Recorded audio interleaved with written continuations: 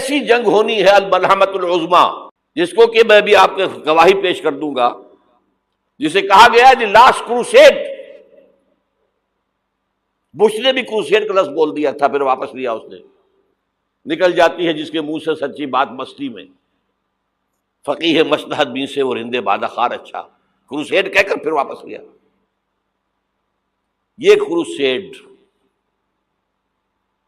اس کے اوپر جس قدر نقصان ہونا ہے عربوں کا، گریٹر اسرائیل بنے گا، یہ عراق، شام، اردن، سعودی عرب کا کچھ شمالی علاقہ، ترکی کا جنوبی علاقہ، مصر کا صحرائے سینا، اور اس کے ساتھ ہی جو بہترین اس کا زرخیز ترین علاقہ ڈیلٹا آف نائل، یہ سب یہودیوں کے قبضے میں جائیں گے۔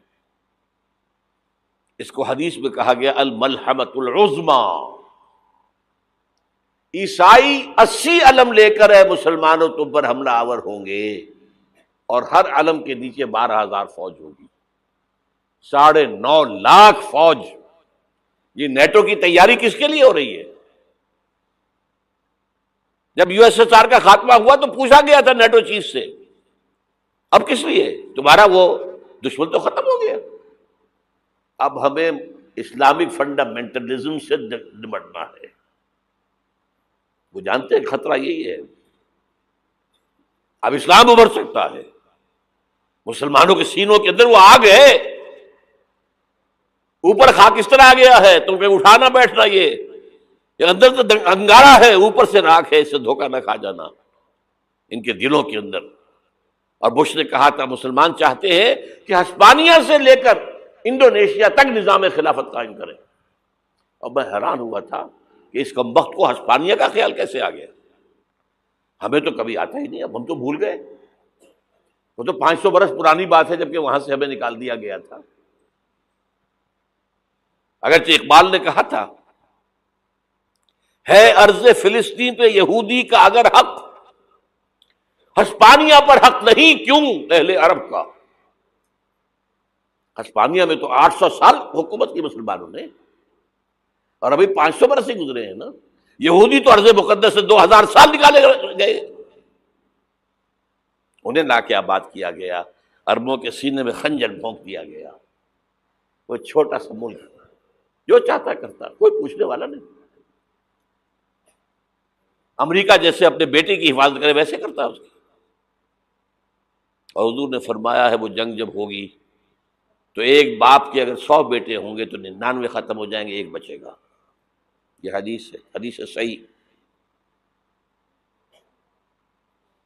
اور آپ نے فرمایا ویل للعرب من شر قد اقترب، عربوں کے لیے ہلاکت ہے، عربوں کے لیے بربادی ہے اس شر سے جو قریب آ چکی ہے۔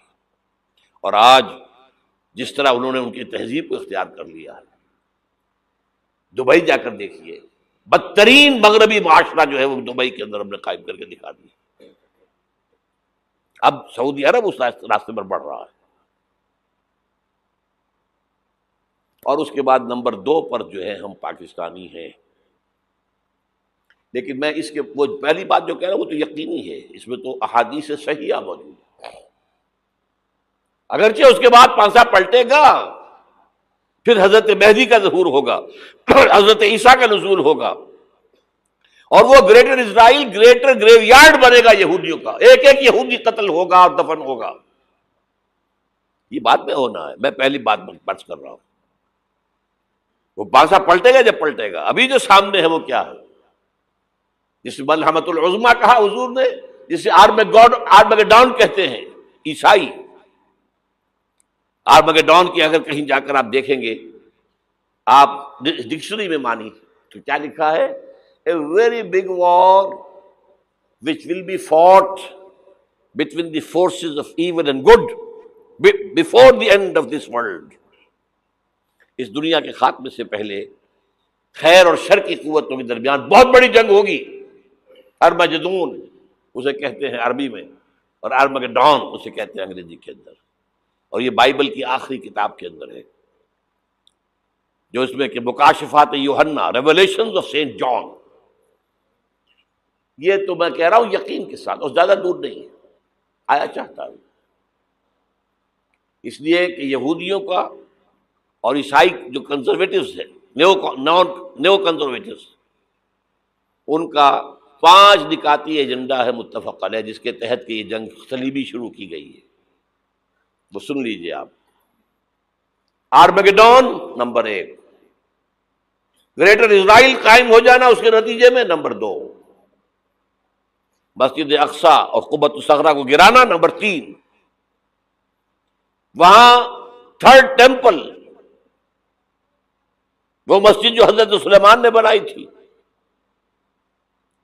1000 قبل مسیح میں، پھر برباد کی تھی نبوکدنضر نے، دوبارہ بنائی گئی، پھر دوبارہ ختم ہوئی 70 عیسوی تک گری پڑی ہے. ان کا خانہ کعبہ گرا ہوا ہے 70 عیسوی سے لے کر آج تک. ایک دیوار ہے ویلنگ وال، جہاں جاتے ہیں، روتے ہیں، پیٹتے ہیں، ماتم کرتے ہیں، وہاں وہ بنے گا تھرڈ ٹیمپل.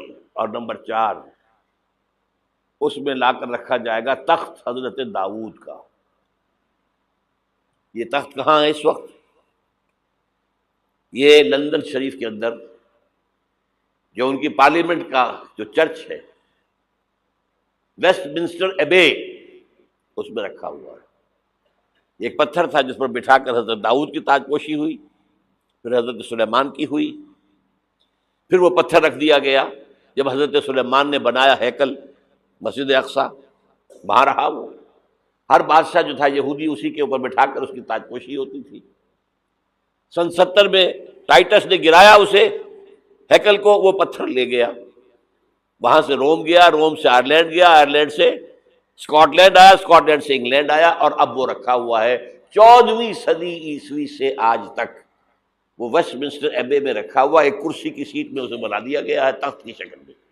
اب انگریزوں میں کوئی ملکہ ہو، کوئی بادشاہ ہو جس کی بھی تاج پوشی ہونی اس میں ہوتی. یہ لا کر رکھا جائے گا تھرڈ ٹیمپل میں، اور اس پر یہودیوں کے خیال کے مطابق ان کا مسیحا آئے گا جو مسیح دجال ہوگا. عیسائیوں کے خیال کے مطابق حضرت عیسیٰ آئیں گے، وہ ہمارا بھی خیال ہے حضرت عیسیٰ آئیں گے علیہ السلام. بہرحال یہ تو بات کی باتیں ہیں نا. اس وقت جو میں عرض کر رہا ہوں عربوں پر بہت بڑا عذاب، اور پاکستان کا معاملہ البتہ یہ ہے، میں یقین سے نہیں کہہ سکتا. ہینگنگ ان دی بیلنس، ہو سکتا ہے اللہ تعالی ہم پر رحم فرمائے، ہو سکتا ہے، اگرچہ اس کی کچھ شرائط ہوں گی. چمن کے مالک اگر بنا لیں موافق اپنا شعار، اب بھی چمن میں آ سکتی ہے پلٹ کر چمن سے روٹھی بہار، اب بھی ہو سکتی ہے. اور یہ بھی ہو سکتا ہے کہ اللہ تعالیٰ نے معجزانہ طور پر ہمیں ملک دیا، ہم نے اللہ سے بدعہدی کی، وعدہ خلافی کی، غداری کی، لہذا سزا دی جائے اور ہم سے یہ ملک چھین لیا جائے. It's just possible. دور نہ سمجھے اسے، انہونی بات نہ سمجھے. جو گھیراؤ ہو رہا ہے آپ کے مغرب میں نیٹو فورسز اور مشرق میں بھارتی فورسز گدھوں کی طرح بیٹھے ہوئے انتظار کر رہے ہیں پاکستان اور ڈسٹیبلائز ہو جائے، یہاں اور بدامنی ہو جائے. اب لاہور میں پھر آج دھماکے ہو گئے ہیں. 2 دن پہلے کا دھماکہ میں سہ کے آیا ہوا ہوں، آپ کے سامنے بیٹھا ہوں. وہ جانیں بچی ہیں جو ہماری اکیڈمی کا حشر ہوا ہے، میں آپ کو نہیں بتا سکتا. یہ سارا کیوں ہو رہا ہے؟ تاکہ یہاں بدامنی ہو جائے اور ہمیں جواز مل جائے. مغرب سے نیٹو فورسز داخل ہو جائیں، مشرق سے بھارتی فورسز آ جائیں، اور ہمارے ایٹمی دانت توڑ کر اور پھر ہمیں بھارت کے سامنے ڈال دیا جائے. Now do as you like. یہ ان کا نقشہ ہے. ہوگا کیا وہ اللہ جانتا ہے، ہوگا وہ جو اللہ چاہے. لیکن اللہ کا چاہنا جو ہے وہ کس پر منحصر ہے؟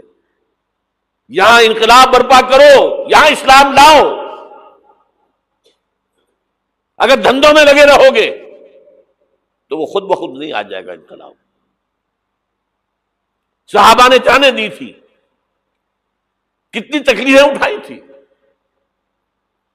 12 برس تک مکی دور کے اندر با نشہ درویشی در ساز و دمادم زن، جو پختہ شبی خدرا بر سلطنت جم سن. یوم طائف یاد ہے جو حضرت عائشہ فرماتی ہے کہ میں نے پوچھا تھا حضور سے کہ یوم احد سے زیادہ سختی بھی آپ پر کبھی آئی؟ یوم احد پر کیا ہوا تھا؟ تلوار کا وار پڑا تھا آپ کے چہرے مبارک. یہ جو رخسار کی ہڈی ہے اس کے اندر وار گیا ہے. اوپر خود کی 2 کڑیاں تھیں، وہ اس میں گھس گئیں، 2 دندان مبارک شہید ہوئے۔ وہ خود کی کڑیاں ایک صحابی نے اپنے دانتوں سے پکڑ کے کھینچنے کی کوشش کی، دانت نکل گئے، وہ نہیں نکلی۔ کیا جتن کر کے نکالی گئی ہوگی تو خون کا فوارہ آیا، اتنا خون گیا ہے کہ آپ بے ہوش ہو گئے، گر گئے، اور مشہور یہ ہو گیا کہ آپ کا تو انتقال ہو گیا، شہادت ہو گئی۔ یہ سیرت کبھی پڑھی ہے؟ حضرت عائشہ کے ہوش کا تو یہی دور تھا نا، یوم طائف میں تو آپ کی کیا تھی، بچی تھی، انہیں کیا پتا کیا ہو رہا ہے حضور کے ساتھ۔ 3 دن تک حضور مکے کی گلیاں اور وہاں کے اوباش لوگ پتھراؤ کر رہے، گئے تھے اس امید میں کہ شاید وہاں کا کوئی سردار ایمان لے آئے، تو یہاں تو ابو طالب بھی فوت ہو گئے، یہی دنیاوی سہارا تھا، خاندانی سہارا تھا ابو طالب کے ذریعے، اور گھر میں ایک دلجوئی کرنے والی رفیقہ حیات تھی، وہ بھی، ان کا بھی انتقال ہو گیا۔ آپ نے کہا یہ عام الحزن ہے، اب تو سب کو طے ہو گیا قریش کو کہ اب جیسے قتل کر دو ان کو، اسی لیے آپ گئے طائف، شاید وہاں کا کوئی بڑا سردار مانے، ایمان لے آئے مجھ پر، تو میں اپنا مرکز ادھر شفٹ کر دوں۔ تینوں سے ملے ہیں، تینوں نے وہ جواب دیے ہیں، نکل جاؤ یہاں سے، میں تمہارے ساتھ بات بھی کرنے کو تیار نہیں۔ اچھا، تمہارے سوا کوئی نہیں ملا تھا اللہ کو نبی بنا کر بھیجنے کے لیے؟ دیکھو جاؤ، میں بات نہیں کرنا چاہتا، ہو سکتا ہے میں بے عزتی کر بیٹھوں، اور واقعی تم اللہ کے نبی ہو تو میں مارا جاؤں گا، جاؤ۔